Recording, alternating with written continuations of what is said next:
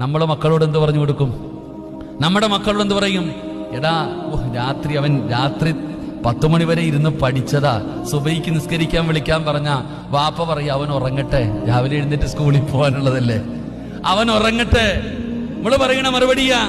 നമ്മൾ പറയുന്ന മറുപടി അവൻ രാത്രി 11 മണി വരെ ഇരുന്ന് പഠിച്ചവനാ, പരീക്ഷയ്ക്ക് പോകേണ്ടവനാ, അവൻ ഉറങ്ങട്ടെ, പതുക്കെ വിളിച്ചാ മതി. ഇപ്പൊ സുബൈ നിസ്കരിച്ചിട്ട് വലിയ കാര്യമൊന്നും ഇല്ലല്ലോ, അള്ളാഹു ഈമാൻ തരുമാറാകട്ടെ.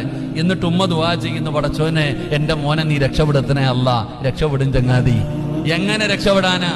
നമ്മൾ മനസ്സിലാക്കേണ്ടതാ, എടോ ഇന്ന് മാതാപിതാക്കള് മക്കളോട് പറഞ്ഞു കൊടുക്കുന്ന ഒന്നാമത്തെ അറിവെന്താ?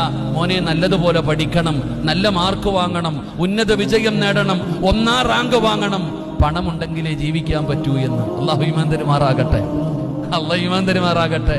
പണമുണ്ടെങ്കിലേ ജീവിക്കാൻ പറ്റൂ. ഞാൻ ഇന്ന് ചിന്തിക്കുന്നത്, ഈ ഇരിക്കണ പ്രായമുള്ളവരൊക്കെ വാപ്പാന്റെ അടുക്ക പോയിട്ട് ചെറുപ്പത്തിൽ പറയുമായിരുന്നു, വാപ്പ എനിക്ക് മുട്ടായി വാങ്ങിത്താ, എനിക്ക് മുട്ടായി വാങ്ങിത്താ. അങ്ങനെ ചോദിക്കാത്ത ആരുമില്ല. നമ്മളൊക്കെ നമ്മുടെ ഉപ്പാനോട് ചോദിച്ചതാ.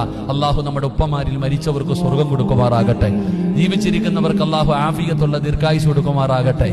എന്നാൽ ഇന്നത്തെ മക്കള് മുട്ടായി അല്ല ചോദിക്കുന്നത്, വാപ്പ പൈസ താ വാപ്പ എന്ന് ചോദിക്കണേ.